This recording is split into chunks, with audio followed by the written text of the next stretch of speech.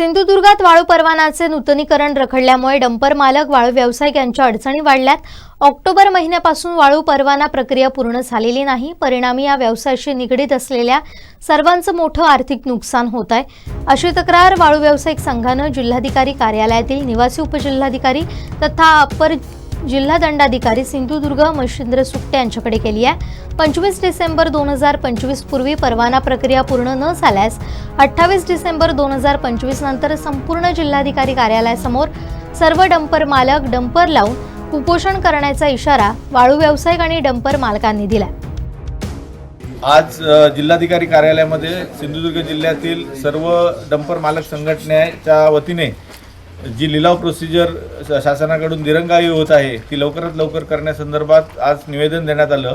कुडाळ येथे सर्व व्यावसायिकांची बैठक झाली, त्यामध्ये जवळजवळ 150 वाळू व्यावसायिक डंपर व्यावसायिक उपस्थित होते आणि त्या सर्वांनुमते आज जिल्हाधिकारी कार्यालयामध्ये दिनांक 26 डिसेंबरपर्यंत जी काही लिलाव प्रक्रिया आहे ती शासनाने पूर्ण करण्यात यावी असं निवेदन देण्यात आलेलं आहे।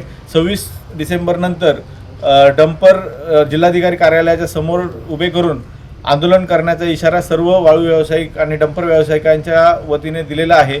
आज जी वाळू प्रक्रिया दिनांक 14 ऑक्टोबरला जाहीर प्रशासनाच्या माध्यमातून करण्यात आली होती त्याची पूर्तता अजूनही झाली नाही आहे। प्रशासनाकडून त्या सर्व गोष्टींमध्ये दिरंगाई होत आहे, तर ती लवकरात लवकर व्हावी आणि सर्व वाळू व्यावसायिक आणि डंपर व्यावसायिकांना या सर्वातून दिलासा व्हावा। आज जी काही मोठ्या प्रमाणावरती कारवाई होत आहे आणि वाळू व्यावसायिक डंपर व्यावसायिकांना वाळू माफिया किंवा वाळू चोर म्हटलं जात आहे, त्याच्यातून या सर्वातून मुक्तता व्हावी आणि शासनाने शासनाच्या नियमावलीतून ही जी काही प्रक्रिया आहे लिलावाची ती पूर्ण करण्यात यावी अशी विनंती आज जिल्हाधिकारी कार्यालयाकडे करण्यात आलेली आहे।